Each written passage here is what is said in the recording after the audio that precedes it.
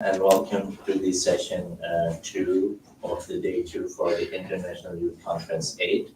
And this is a session on the youth engagement and COP28.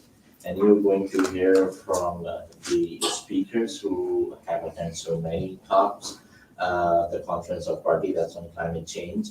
And you can, if you have any questions, how to get engaged, all of them are going to be at COP28. So definitely they can help you out with that. And I would like to introduce Aislinn to you. She just arrived yesterday from the United Kingdom, and she'll be your moderator. And she is actually a sustainability champion and a coach, and happened to be a really, really good TED speaker. Rest, I will leave to Aislinn to lead the session and introduce herself. Thank you. Thank you. And thank you everyone for arriving today and everyone online. So it's amazing to be here in New York. Like I said, I arrived in yesterday, and our panel also come in from all over the world. So it's incredible to be here. So I'm going to, hand over to our incredible panel, but really it's about the audience today, because this is the COP28 panel. So everyone at home and all over the world and everyone here, this is our chance to ask all the COP28 questions. Our panel is literally incredible, and no question is too big or too small. So I went to my first COP, it was COP26. I was a student at the time, and I just showed up. I had no money, and it was an absolute nightmare. If I'm honest. That's the truth. It was really, really challenging. And I went to COP27 last year, and I will be at COP28 this year. And it's about asking any questions, and I have access here so we can answer any questions. No question is too big or too small. But firstly, I'm going to hand over to our incredible panel. So I'm going to start with you, Anne. Give us the lowdown on hackathons and everything, and just how you're here today. I know you're in from Sweden. Yes, thank you so much for having me, and great to be at this youth conference, because as you said, you are the future, and of course the ones who will be creating it. So happy to be here. My name is Anne Molin, and I'm the founder and secretary general of the Hack for Earth Foundation. And we do global hackathons to create real action on the SDGs. So for the COP28, we're doing an online global hackathon, and anybody can join. It's not only for tech people. So if you have a passion for creating real change on climate change, you can join. And we take care of the winning solutions in our own acceleration program. So this is your chance to create real action on climate change. So I'm really happy to be here to introduce this opportunity to you and hear what you think about it. And I always find that speakers are always very humble. But Anne's incredible. She used to work with the Swedish government, creating hackathons, so how we actually drive change. And now she has her own kind of business and not-for-profit, which is going to be launching, is going to have something at COP28 as well. So we'll be hearing more from her. And Dr. Miro, I'll hand over to you next. Thank you very much. Hello, everyone. It's a pleasure being with you here during UN General Assembly High Level Week, Climate Week, New York. It's really a very dynamic place, and great to be in the company of such great people. So my name is Miroslav Polzer. I'm the founder and CEO of IAAI, and this stands for International Association for the Advancement of Innovative Approaches to Global Challenges. It's a very long name, but it's already explaining a little bit what we are doing. So, and a key message in this, the name of our organization is that the existing responses of global community to climate, to global challenges, and especially to the climate crisis, are not effective enough. And we have the United Nations system, we have the intergovernmental process, which is good and fine, but somehow we see CO2 concentration rising, even emissions in absolute numbers rising. So there's something wrong in the way we look at the crisis and how we coordinate one another.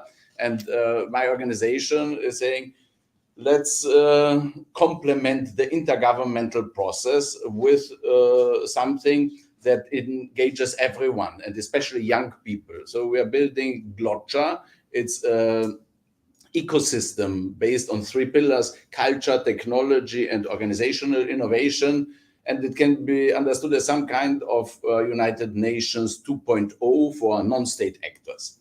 And in the context now of the COP28, it's the biggest party, so to say, of the climate action community in the world. But in the end, it's not really delivering good enough results. And it's the Paris Agreement. We have worked for it. We have mobilized political decision makers and everyone. And we see there is not enough implementation of the goal. And it's also here, as we are in New York now, we've had a conference last week about co-creating the future through localization of SDGs, youth and digital innovation. And we are in this program on Sustainable Development Goals implementation since 2011. So you've been doing it a long time. Yes, right? a very Since long time. You see my gray beard. And Dr. Mira's our tech guy, and Yes. Christina's the other extreme. Okay. I Yeah, am. but, We just- work together. We yes. work together, yeah. Yeah. Just a brief add-on to this is we've been in this sustainable development, innovation work together with music, the Global Youth Music Contest, and based on the Rio Plus 20 Summit, there have been the SDGs have been adopted, the Agenda 2030, and we've had now the SDG Summit this week, and we see only 15% of the SDGs have been implemented. And so my message here is that don't fix your thinking too much only on the existing UN process, SDGs, climate, COPs. We need something bigger, something new. We need innovation. And that's my message here. And young people have the creativity to think out of the box. I love that, right? So we don't need to play to the rules that have been created Yes. at COP. Yeah. It's how do we think even bigger? And chatting to Dr. Miro, and we'll get into kind of, how COP works, and you have the blue zone and the green zone, but you've managed to get into areas that usually people don't have access to unless you're a politician, really. Right. But before we get into that, Yeah. Christina is here on my left. I mean, it's incredible we have her here today. She was one of the highest paid women in advertising in the US for many, many, many years, right? Incredible. And she's also an award-winning filmmaker. And she's now putting her effort and time into really accelerating the Sustainable Development Goals and doing business and life differently. Well, I'm into waking up the private sector, civil society, because that was what I learned to do in my earlier years. And so I've founded Revolution Love, because we see how the digital revolution is just exploding, but we're not going to be able to teach AI to love. We're not going to be able to teach AI to respect, to be human beings. AI will never, ever be a sentient being, but we can elevate and help the people that are asleep. They're not in the room with you because you're here for a reason. You're here because you know, all right? You are awake. And I'm here to help you, to help them wake up and take action, any little action to educate and then to know what to do. And because the minute you know a little bit more, I mean, I was here in the room earlier and there was a lot of passion about trees. And I went, oh, yes, I'm passionate about trees too. I love trees. I really do. I've made about 10 little spots on trees. And then when I say little spots, there's social media messages, because I've created those to pull people in to Revolution Love, which is a platform that will educate, but it educates in a fun way. We recommend the movies, the documentaries, the books you should read, the vlogs, the people. And this is an organization that we're going to highlight as well, because you're doing so much here, sending young people around the world. I mean, to work on sustainable solutions. It's wonderful. And so that's what we're focused on. So anyway. And I love that these guys work together. So you've Dr. Miro, who's the tech guy. Yes. And then you have Christina, who's Exactly. elevating us into higher emotions of love, right? So it's that kind of collaboration on how we can pull together. And we do have one more seat because we may have another speaker joining us who's coming over from UN headquarters. So if he makes it, I'm going to drag him up to the front as well so we can ask any questions, since he's actually part of the COP28 presidency. So I'm just looking at some of the questions that are coming in. And one of the first questions that's come in is, what does even COP stand for, right? We say COP. What does it even mean? I didn't even know until COP26. And even what it stands for is a little bit odd. Exactly. Cooperative of parties. Yeah. What? So it's the Climate Change Conference of the Parties, right? Yes. Yes. It's the 28th one. That's why it's going to take place. That's why it's COP28. Yeah. And was there a break at one point with the pandemic? Did they take a break? Yes, 1 year Yes. there was a break. There was a Yeah. break. And so how many COPs have you attended? I've attended 10. 10 COPs. Yeah. And I find it fascinating as well that you've been able to get into like the blue zone. So if you could explain the difference between the blue zone and the green zone, that would be fantastic. Sure. So the COP stands for Conference of Parties, and parties means signatories of the United Nations Framework Convention on Climate Change.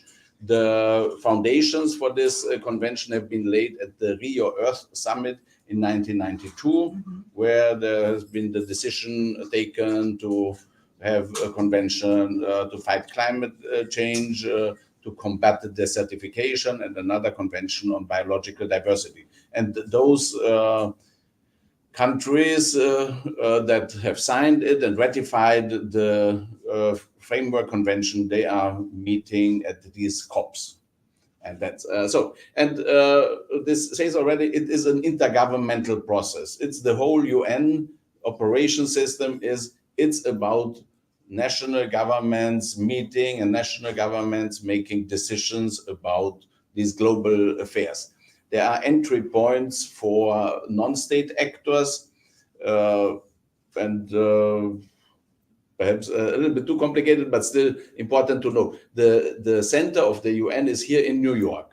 UN General Assembly is the place, the highest decision-making body of the United Nations. Yeah, and there is possibility to for non-state actors, non-profit organizations to be accredited through the Economic and Social Council. And when you say a non-state actor, you just mean anyone who isn't a politician? Yes, exactly. Yeah. So Okay. even cities or regional Yeah, governments, so they non-state have no say in the General Assembly. And so the General Assembly is dealing with all matters, all SDGs, Sustainable Development Goals. But for the SDG 13, for the climate topic, there is a specialized program, specialized process. It's the UNFCCC. And there you have to have, there's an additional entry point. If you have accreditation here in New York to the UN, this doesn't help you to get into the UNFCCC and into the COP.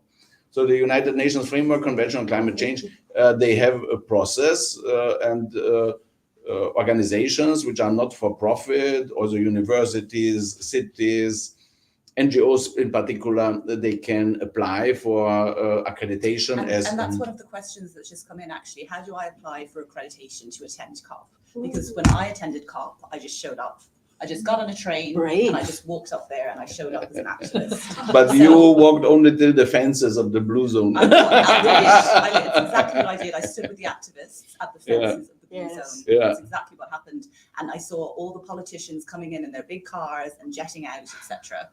Big planes. And the big planes. Big footprints. So I also stayed to the end when most of the politicians had left. But what I did discover was that there was a huge amount of fringe activity.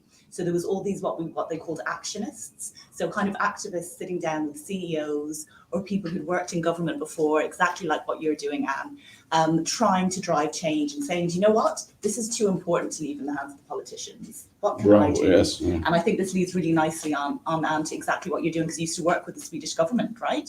And so these hackathons, maybe if you could explain what a hackathon is to anyone who isn't unsure. Yes, hackathon is a competition in innovation. So for a short period of time, 48 hours, you work in teams on a specific challenge. For the COP28, of course, it's a challenge connected to the climate. We have 8 climate change categories that you can choose from, and you work together with people from all over the world. Because I really believe, and the foundation, we really believe in diversity in teams, that if you come together from different perspectives, you can create really innovative solutions. And science also proves that this is true. If you have higher diversity in teams, they will become more innovative. So can I just take a step, just sorry. pause on that for a second. So say that again, the more diversity that is in a team, the better the outcome, right? Yes, science proves this. Science proves this. And this is why diversity, equity, and inclusion has everything to do with solving the climate crisis.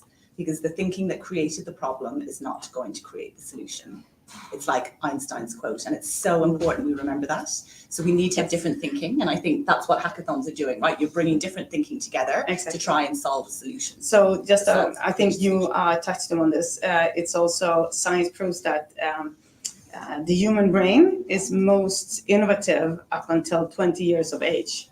Wow. So if we could harness the ideas and the innovative thinking of youth who are under the age of 20 and bring it onto the arena for like COP28 and bring really great ideas, we have a great chance, I think, of actually doing anything about the immense challenges that we stand in front of. So that is what we try to do at the Hack for Earth Foundation with our global hackathon. So if you don't have the possibility to actually travel like you did to COP28, you can join our hackathon.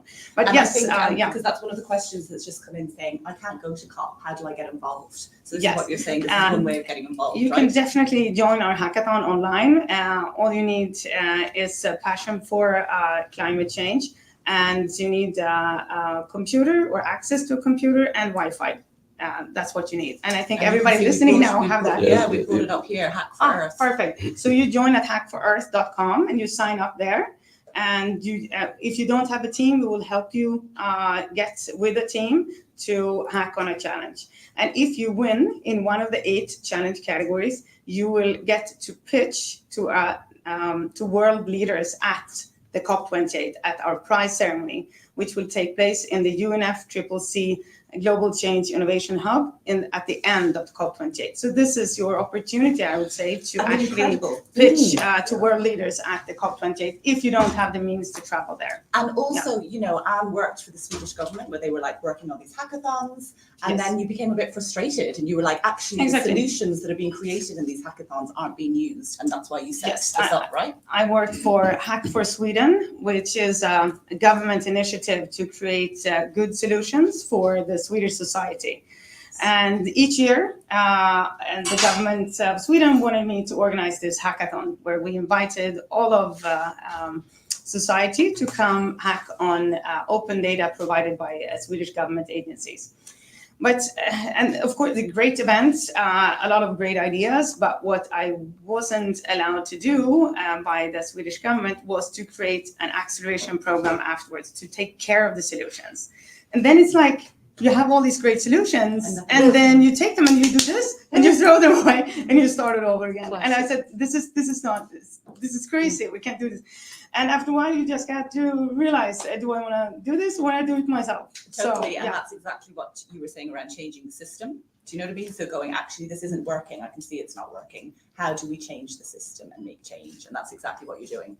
So the Yes. hackathon is one great entry point. So, and anyone in the world can join. Can I just say one small thing? Yeah, so that's why we have created an acceleration program called Build for Earth, that all of the winning solutions we take into, that is for 6 months online.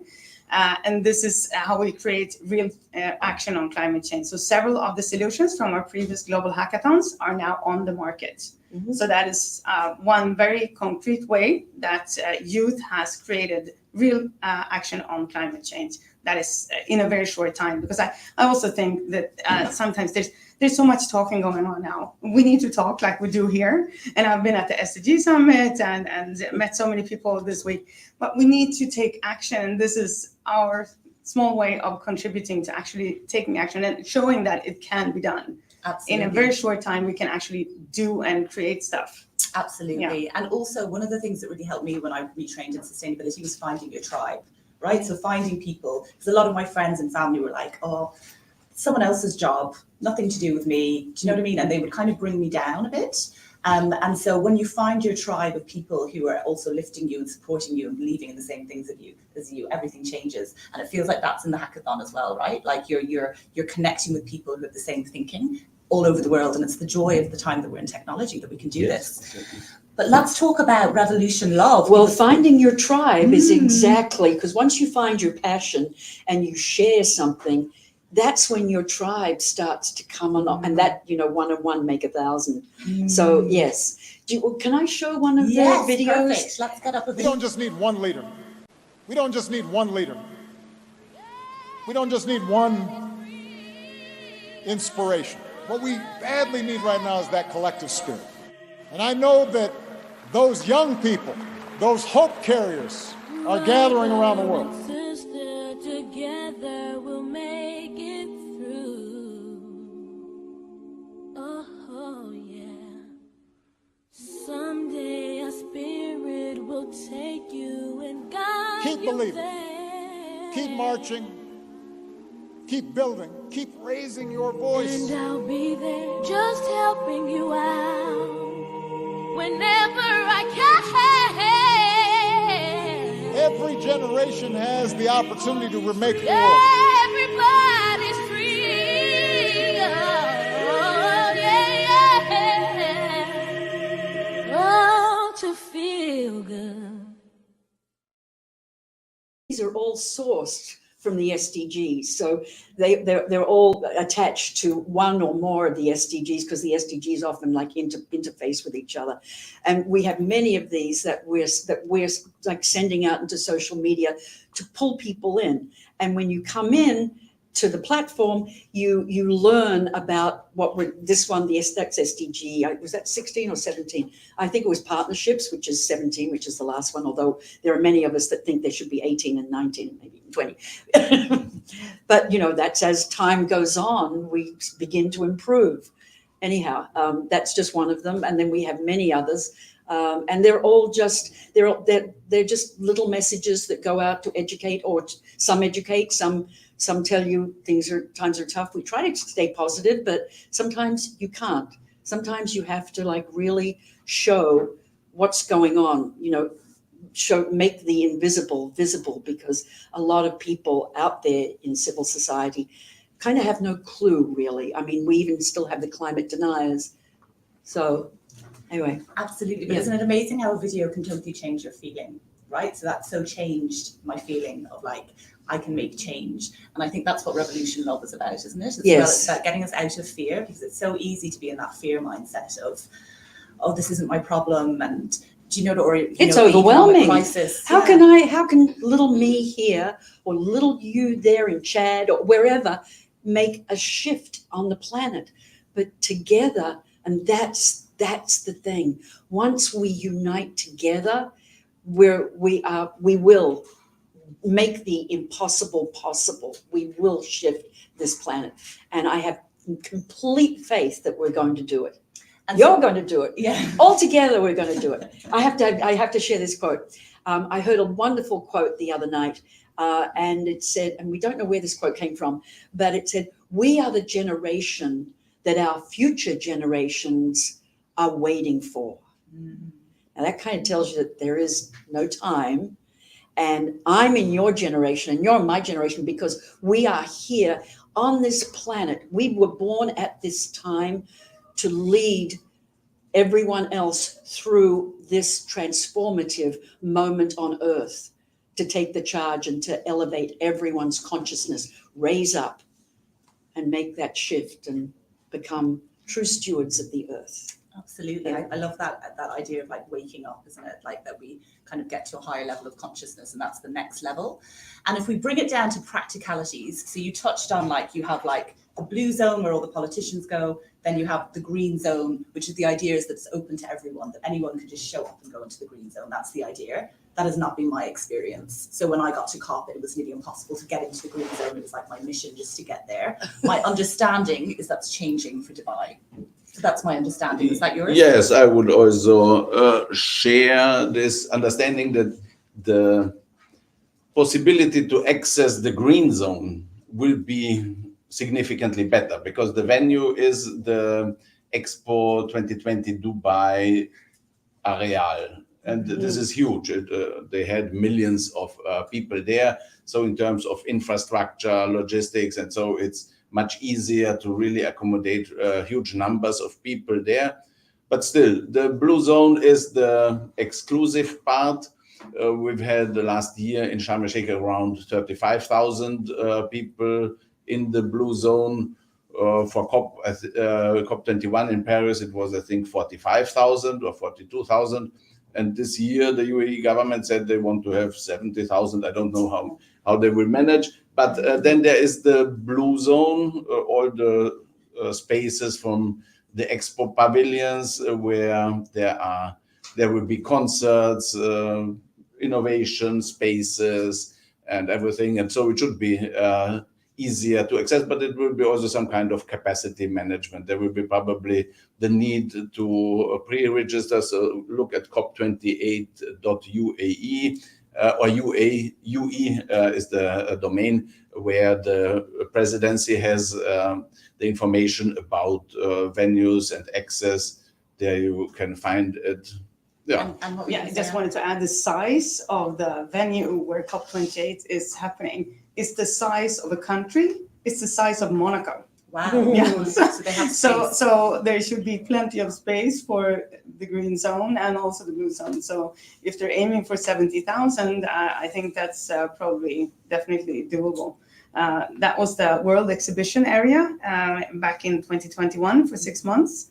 And I was there with Hack for Earth, and I didn't manage to go all around it during these 6 months because it's so huge. It's so big. So you understand, this is a big venue. You should definitely cover. And they're still building it. They're still, when we were They've there. added now space. It's, Yes. So, I would definitely say if you can get to COP, I think it's worth showing up in person, right? So when I was there, one of the things that blew me away was the fact that there were so many school trips there, mainly from Europe. So from like schools in Sweden and Norway, this is what the schools were doing. They were like, instead of like, you know, these are wealthier countries, but instead of going skiing and doing a school ski trip, they were like, let's go to COP. And there's so much fringe activity like that. So don't be afraid of going. If you can get yourself there, I think go. You know, obviously you have to balance that with flight, with the flight. But I personally think it will open your mind and it's worth trying to get there. Otherwise, there are so many other things you can do. So there's something called Extreme Hangout. So Extreme are really who helped me personally. And so they're very kind of permission giving. They're working with the UN now as well. And they will help you organize events locally and help you live stream in. And it's particularly for the youth as well. And if I may add an information, so there are several organizations who are helping all the young people with accreditations. Key Great. program is Youngo. Okay, how do you spell that? YOUNGO, So if Youngo. we could bring that up, that would be great. Yeah, So we can see it on the screen. It's this youth network. It's about 4,000 youth organizations and individuals that are working on this, and they are connecting young people from around the world with the UNFCCC process. They receive, I think, 50 accreditations from the UNFCCC process, which they can, as a process for applying. I'm not sure, perhaps it's too late already. There was the UAE government. They have a youth delegate program where they give accreditation and sponsorship to 100 young people from all around the world. There's the Global Youth Development Institute. Tim Damon, our friend, he has 10 accreditations and is usually organizing a call for applications. And this year we are also, my organization and the Climate Change Coalition, which is the world's leading network on how to use blockchain technology for climate. We are joining forces, and we will have 2 COP28 digital innovation youth delegates. So that Global Youth Development Institute will give the accreditations, and the Climate Change Coalition will give the funding for travel and accommodation there. And those who will be selected, they will be invited also to help us with our digital innovation pavilion. So it's not totally selfless, but I also know that, that many countries, the country delegations going to the COP have youth delegates. I know Sweden has, and many European countries, Austria and several, as well. Austria as well, and many, I've heard, African countries as well, and also South American countries. Not all the members of the UN countries have youth delegates, but several have. I know Sweden has 2, but many countries have more than 2. So it's also a possibility to look into that. So is your country delegation, where you are from, having youth delegates going together? Because then they would take you with them and you would be part of the actual negotiations taking place you would be in the blue zone with the countries and listening in, and they would listen to your perspective. I just met with the Swedish youth delegates, and they told me they were in Bonn for the SB 58, and they're going to the COP20. So they're what their mission is to listen in and to give the countries' delegations, the commissioners, their perspective. Is this going well? I think that's really good that they're doing it, but every country should do it though. Yeah. And for information, you go to the homepage unfccc.int, and then there is a tab about a process, and then you see parties, and there's a list of all countries and with the national focal points.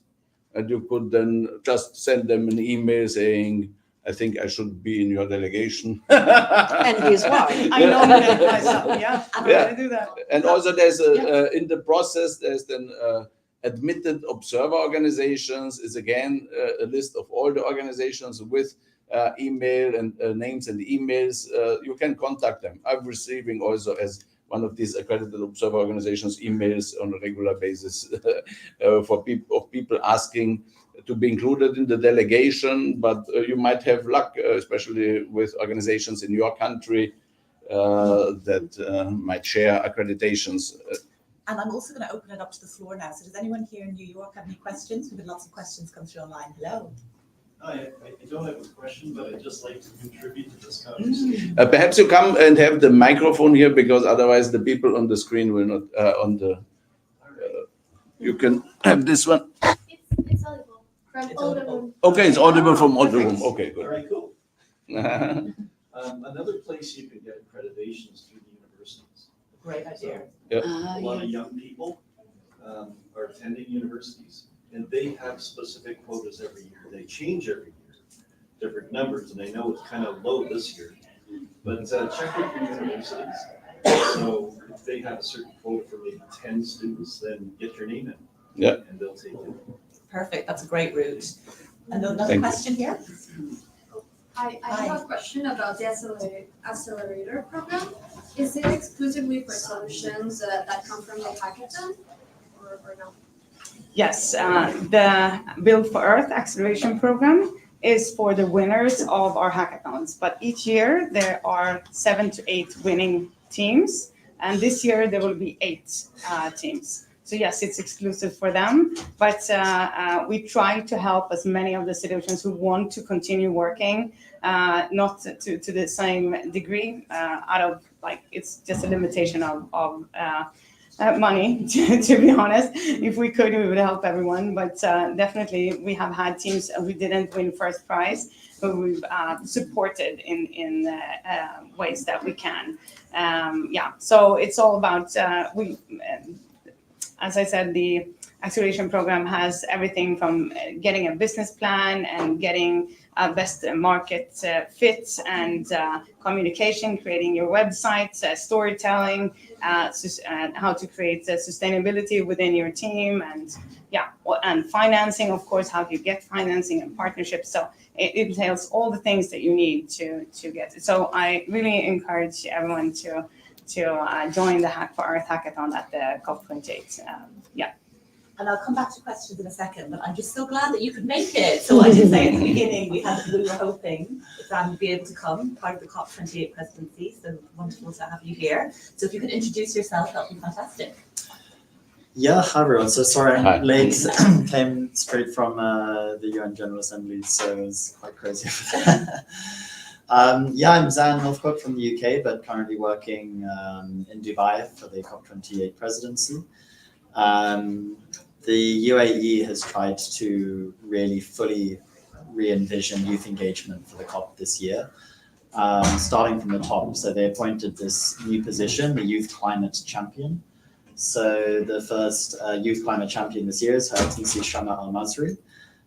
You might have heard of her. She was previously the Minister of State for Youth for the UAE. She's the youngest cabinet minister there's ever been in any country in history. How old is she? She's now 30 Yeah. and also serving as Minister of Community Development, Wow. but has this additional hat as the Youth Climate Champion for the COP. So previous COPs has been, you know, maybe 1 or 2 people in the presidency working on youth. She's built an entire team and a whole sort of structure for youth engagement from the ground up, and for the whole UNFCCC process over the year. So yeah, I'm the project manager supporting her excellency and Youth Climate Champion team, and happy to talk more about what we're doing in youth engagement for COP. And the questions that have been coming through have been kind of, you know, how do I get involved at COP? You know, I've explained that if you can travel, it is welcome. I think this COP's going to be quite different, where the green zone is going to kind of have more access, because I think in previous COPs that hasn't happened. Would you agree? Yeah, absolutely. I mean, it's the sort of original heart of COP. It's an intergovernment negotiation. So that's happens in the blue zone. It's very limited, what we call badges or accreditations to get in there. You have to be part of a formal delegation of either a government or a UNFCCC accredited NGO. But as you say, yeah, there's the green zone as well, which is for all sort of non-state engagement.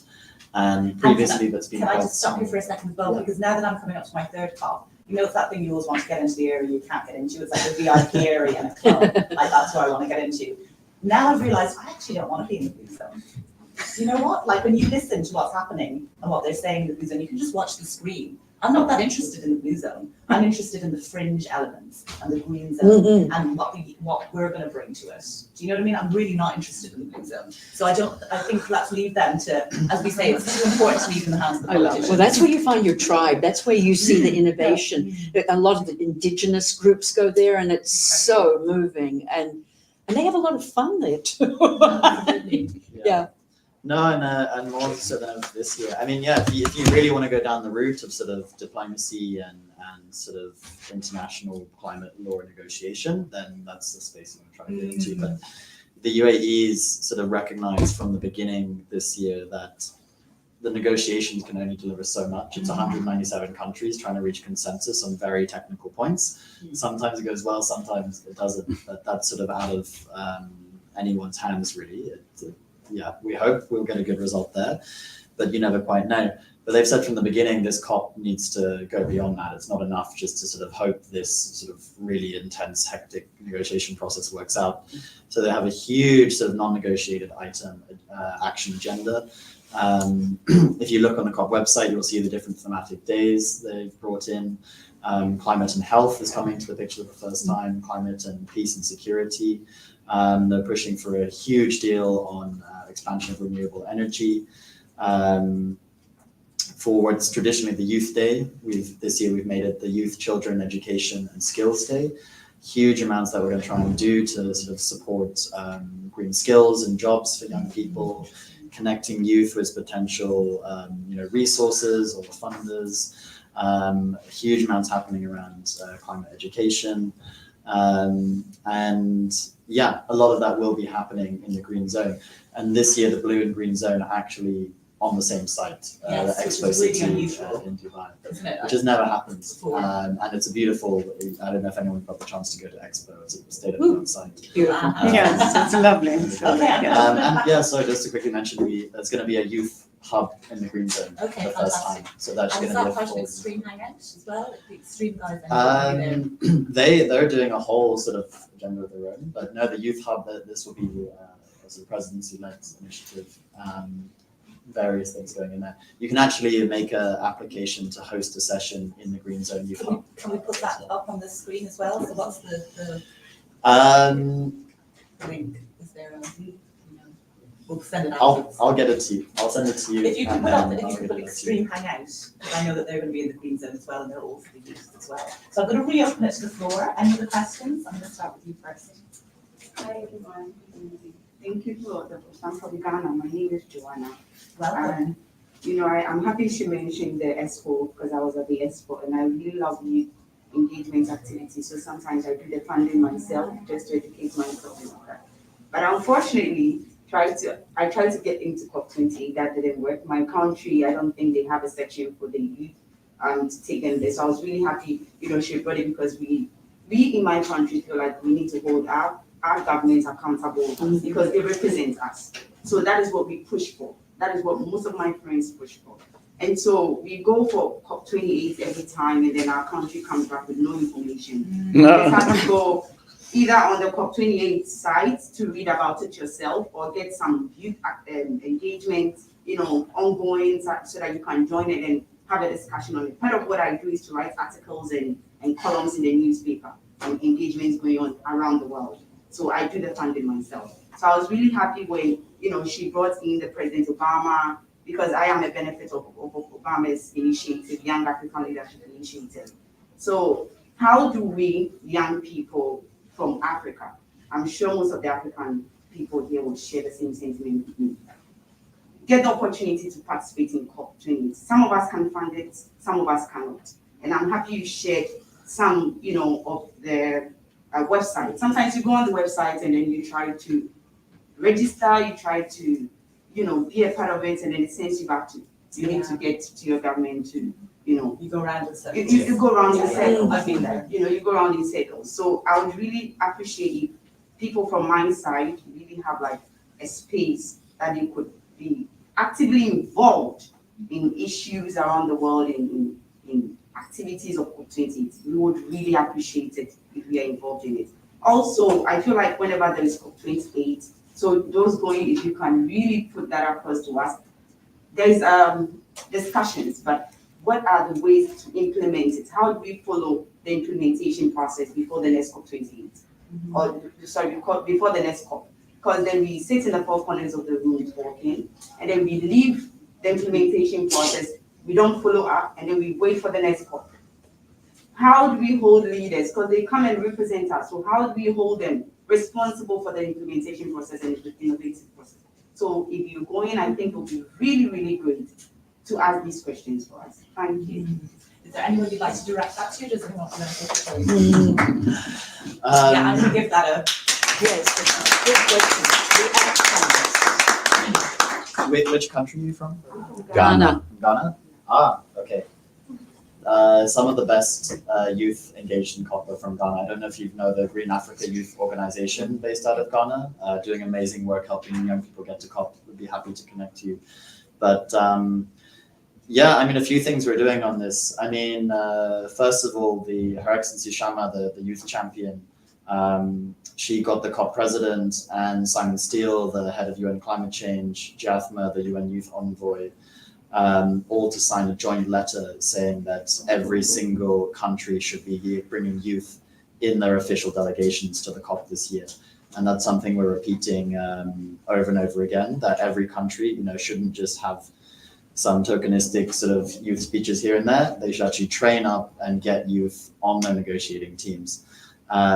So we're starting to see that to different success in different countries. But yeah, that's one thing we're trying to make happen. But you rightly say there is a huge cost. Another program we've done this year is our International Youth Climate Delegate Program. So we've actually given full funding for 100 youth from severely climate impacted communities to come to the COP. I think 36 were funding from Africa. And not just funding, we're actually giving an extremely robust training program over the year to educate them about how negotiations work, so that some of those underrepresented communities have a stronger voice there. You should also take a look. There's the Youth Observer Constituency platform. So UNFCCC, as well as governments, there's 9 civil society constituencies which can engage in a formal way. The youth constituency is called Youngo, and they have great. Last year they started a campaign called the Africa Youth Mobilization for COP campaign, which specifically fundraises to help African youth go to the COP. And they also recently in Nairobi hosted these sort of pre-COP youth conferences happen, called local conferences of youth or regional conferences of youth, to build sort of regional level statements to submit into the negotiations. And they recently had the Africa Conference of Youth in Nairobi. And even if you can't go to these things in person, those policy statements are done in a sort of consultative way online, so you can sort of feed in that way. But again, happy to share all these resources afterwards. Perfect, thank you. And we have another question here. Yes, awesome. First of all, thank you all for sharing. My name is Minjin. I'm Minna Born, and this year I serve as a curator of Global Sugar Company at Cambridge, Massachusetts. So my question is, because it is hosted in Dubai, right, UAE, it's very interesting choice of the country as we see, different countries hosting it. So I wonder that what would be the implications for the youth when it comes to, like the country that is going to host the COP. For example, would the local UAE government offer some like special resources or programs where the young people can look into and kind of intertwine the interest with a local development that would kind of boost the collaboration, would boost the chance to attend the COP. And in addition, which also combined it with the Swedish ladies like hackathon program, what would be the sustainability of all these programs? For example, when they get into the accelerator, pitch the leaders, are these young leaders also get a chance to shape the agenda of, let's say, the policy or the kind of practices like after the conference? So it would be really nice to hear about the perspectives regarding these two different kind of perspectives. Do you want to start? Sure. Yeah, I think the UAE is a very interesting host country for the COP. It's a country that is only just over 50 years old. And in that time, it's gone from a mostly empty patch of coastal desert into the #1 city in the world for international tourism. And it's been amazing for me to I didn't know what I was going to think of it, honestly, but it's quite incredible what they've managed to build there. It's very safe, it's very efficient, it's very multicultural. In Dubai, it's about an 87% immigrant population. So people from all countries, all faiths, it's a huge melting pot. And that has also led the UAE to be quite neutral in the diplomatic space. They engage with Western countries, but they also engage with China, with Saudi Arabia, with India. So I think the UAE has a chance at getting some bigger movement in the negotiations this year. And yeah, I think, the expo site at peak times was having 100,000 people coming in a day. So I think it's logistically, the UAE is quite sort of well prepared to handle it. And it's been exciting. It's been a good chance to sort of engage youth more in the MENA region. I mentioned those local conferences of youth, the sort of pre-COP youth conferences that happen. Only 7 Arab states countries had ever done one in the past. And this year we've managed to get it up to all 23 Arab states countries having a pre-COP youth conference. And we're working with the Arab Youth Center to give climate training to 7,000 youth across the MENA region. So it's nice to see, you'll get to see a sort of real flourishing of the youth movement in the MENA region, where it's been very quiet in the past, but also, hope you get to come and see Dubai and enjoy the experience. Can I ask a question? Because I'm sorry, I don't recall your name, the lady from Chad. I'm Ghana. Sorry. From Ghana, sorry. You asked, how does a youth hold their country and their leaders accountable? Because when they leave COP, they make agreements. They stand up, they say, we'll do this, we won't do that. And it's kind of often very volatile. Is that published for them to know what they've agreed to so that they can do that? Because that's, I think, a very important point. Yeah, no, thank you for reminding that point.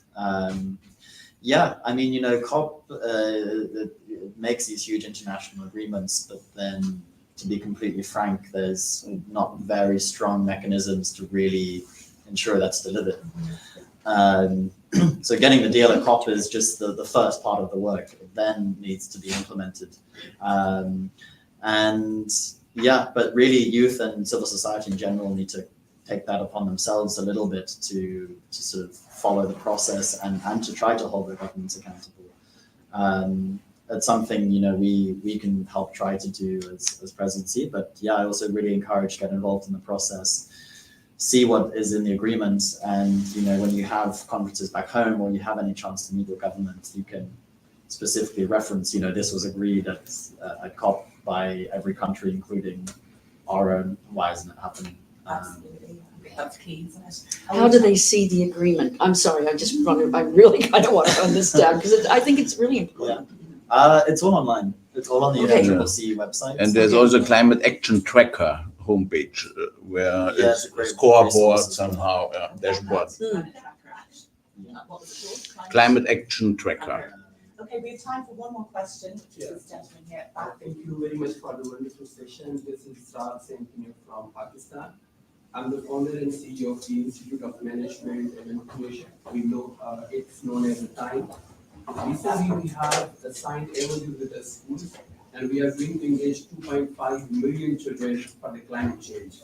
So my question is that, of course, we're facing a lot of, problems in terms of the resources. So how can we get connected with the resources there? Because young people mostly, they take action, but ultimately we face the issue, the financial sources, with the human sources. We do not have the technical team who can get connected with the community. So my interest is that we are directly connected with the community and the children, which are the future, which are the present. So how can we get connected with the resources to engage these people, these young children? Thank you. If I may, so we are working on it, but it's a very big systemic challenge because there are several things. One thing is how do you document what this young person or the community on the local level is doing and how it is relevant for implementation of global goals. For this, we have to have a reporting framework, impact assessment framework, and we need to have digital tools where we then have the possibility to have digital measurement, reporting, and verification or social proof. This kind of ecosystem we are now building with Glotcha and with this digital innovation framework. We have had last week a conference at the UN headquarters where we have presented our solutions. One part is an individual SDGs and climate action dashboard app, and another one is a local pact for the future platform.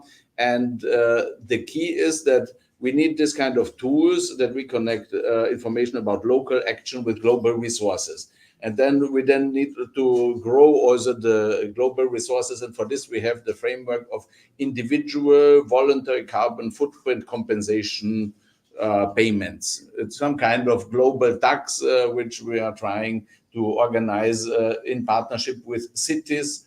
And so we need two sides, more global resources, and the national governments will not give it because national governments are in a systemic structural crisis with budgets being totally stressed. We need to mobilize financial resources from individuals who care, who want to compensate also their carbon footprint. And we need the tools that it's really impact focused action that is supported on the ground. And it's a systemic effort. And with Glotcha, we are trying to lead this. Okay, fantastic. Yes. Did you have 2 million students? Did you say that? Yes. 2.5. Have them all join the Hack for Earth hackathon at COP28. So we create real action on climate change. I'm not kidding you. We had at the COP27 Hack for Earth hackathon, we had participants from 125 countries. So hopefully we will have more countries than that represented in this year's hackathon at COP28. So looking forward. Hackforearth.com. Let them all sign And up. Glotcha is a partner. Yes, of course we're partnering. We'll be there together at I would COP28. appreciate if the moderator can share the link. Yes, absolutely. We'll put the link up. And what were you going to add? Well, I'm right, it's a systemic issue, and some really interesting research was done last year analyzing global climate philanthropy, and it found that of all global climate philanthropy, only 0.76% goes to youth. Wow. And Say that again. 0.76. And of that 0.76%, Wow. almost all of it is in Europe or the USA. So the youth climate philanthropy going to the global south is almost close to 0%, which is a huge injustice, but and a huge missed opportunity. I mean, I've seen so many youth projects where they need sort of 50,000 to sort of do transformational work, Right. and they just can't do it. Yeah. So one of our other projects for the COP is we're actually getting all philanthropies together, and on the COP Finance Day, we're going to try to launch a new global target for youth climate philanthropy. And also recommend you to Yeah. look into a really interesting new fund has set up called the Youth Climate Justice Fund. They specifically were designed to give small grants to youth, unrestricted funding that can be sort of easily transferred. And I think they're open for applications now, so take a look at So we're going to that. put that as well. We're partnering with them Like on that that. big project. Yeah. So I also, I forgot to answer before, someone asked about how we sort of institutionalize this work that's happening. One thing we're also trying to get done this year is to institutionalize this new youth climate champion role and portfolio and structure that we've built. So for future COPs, there'll actually be a sort of consistent place to go to get resources and get the information you need, instead of sort of reinventing the youth wheel a COP every time. So hopefully we can get something sorted for the long term this COP as well. And I would just like any thoughts from you as well. Thank you very much. My question will be short, but first of all, I want to appreciate Zan and the other speakers. I'm an infectious disease epidemiologist, global security consultant. The first thing is that I'm happy that climate change and health is being considered. And one thing I want to indicate here is that many youths have been advocating, I've been a youth advocate for so long, I engaged with them. If you ask them simple questions about what climate change really means and how it affects health, you'll be surprised that many people know. So the key thing is about creating that awareness. What are the youth saying? I have this engagement with the African Public Health Student Network Initiative, about 300 of them. You go online, you're just like asking, what do you think about climate change? And they don't even have the consent, they don't know. So I think there should be more emphasis on the fact that that awareness should be created. And also opportunities like you mentioned, you've answered a lot of questions that I would have loved to ask. And I'm very happy that, we're already moving forward towards that. Thank you. And I think this ends us perfectly, right? Because we're about to close. So what's the final piece of advice in 30 seconds? What's the final piece of advice you want to leave our audience with? And I'll let you kick us off. I think it's been a great discussion here. And what I'm taking with me is the focus on action. And the suggestions you all had for actually taking action, going to COP or engaging in COP in some other ways. Because you are the ones, the youth, that we need to really do that. And you have also the power to do it. I truly believe that. And of course, one way to do that is to join the Hack for Earth Hackathon at COP28. So please do that. I would love to see all of you there. Fantastic. My message, don't lose hope. Climate anxiety is a big thing. I also had my crisis this year when I heard about this North Atlantic Sea surface temperature anomalies. I thought, okay, wow. And really depressing sometimes, but don't lose hope. Let's co-create our future. A better world is possible. We are unstoppable. Yes, I mean, perfect. We are unstoppable. He's absolutely right. And Revolution Love is where you can build awareness, where you can find out what climate change does, what the health does to people. So that's why we're putting out there the education to civil society, not way up here talking to the scientists, because scientists talk to each other, but to people, heart to heart. Find out. The more we find out, the more action we can take, and that's what we need to do. So.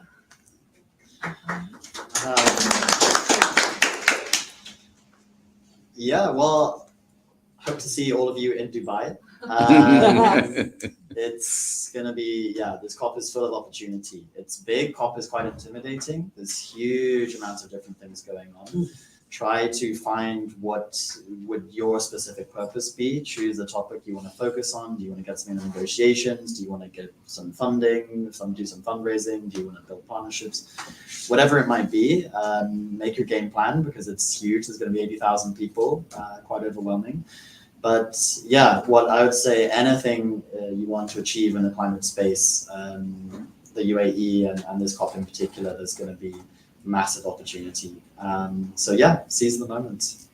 And that's it. Thank you so much for our amazing panel. Thank you. You were incredible, and to the audience for all their fantastic questions. Thank you. Yeah, thank you. you. Can finish with a video while we're turning over. Okay. Oh, yes.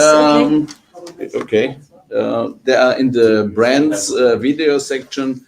Bring Which the one? birdies back. You still have 1 minute. Okay, we have 1 minute there, but I don't The birds are not there. The birdies aren't there, well, whatever is there. The trees are Oh, the there. trees, yes, from the front lines. Let's build the tower. Oh, okay.